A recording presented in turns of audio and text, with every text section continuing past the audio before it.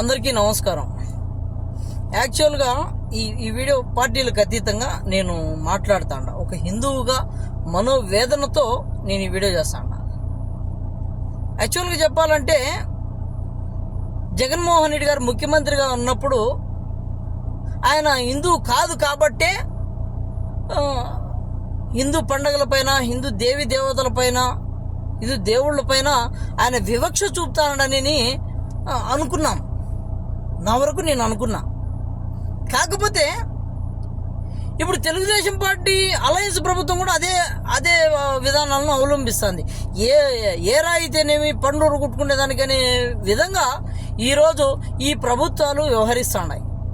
అంటే ఈరోజు మా దేవుణ్ణి మేము ప్రతిష్ఠించుకోవాలన్నా, మా దేవుణ్ణి మేము మొక్కుకోవాలన్నా కూడా ఈరోజు మీకు పన్నులు కట్టాల్సి వస్తుంది. దానికి నిదర్శనం ఈరోజు హోంమంత్రి మాట్లాడిన మాటలే. మైకు రోజుకు 100 రూపాయలు కట్టాలంట, అడుగుకి ఇంత అని కట్టాలంట. మళ్ళీ ఎన్ని కాక మళ్ళీ పోలీసు వాడు కూడా వస్తే వానికి ఇంత అంత ఇవ్వాల. ఇంతటి దుర్భర పరిస్థితుల్లో ఉన్నామా హిందువులు? అంటే రేపొద్దున మీరు హిందూ పండగ అన్నా కూడా ఆ నోట్లో నుంచి వాక్యం వచ్చినా కూడా పన్ను కట్టమంటారేమో అని భయం వేస్తుంది. కాబట్టి ఇప్పుడు జగన్మోహన్ రెడ్డి గారు అంటే వాళ్ళు ఏదో అవలంబించినారు, ఓకే, అదే ఆయన ఏదో హిందువు కాదు కాబట్టి చేస్తాను అనుకున్నాం. మీరు కూడా ఏంది, ఇది చాలా జుగుప్సాకరంగా ఉంది. హిందూ పండగలు వస్తే పన్నులు పెంచుతారు, అన్ని రేట్లు పెంచేస్తారు, లేదా బస్ ఛార్జీలు పెంచుతారు. సంక్రాంతి రేట్లు అంటే సంక్రాంతి, శివరాత్రి, ఉగాది వచ్చిందంటే బస్సు రేట్లు పెంచేస్తారు. స్పెషల్ బస్సులు అని చెప్పేసి అదే అని చెప్పేసి రేట్లు పెంచుతారు.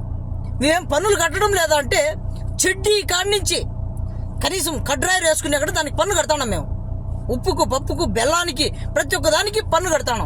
మరి ఎందుకు మా పైనే ఇంత వివక్ష? నాకు అర్థం కావడం లేదే. అంటే అఫ్కోర్స్ జగన్మోహన్ రెడ్డి గారు ఏమి అతీతమేం కాదు. ఆయన కూడా ఈరోజు ఏ మండపంలో పోయి టెంకాయ కొట్టింది చూడాల.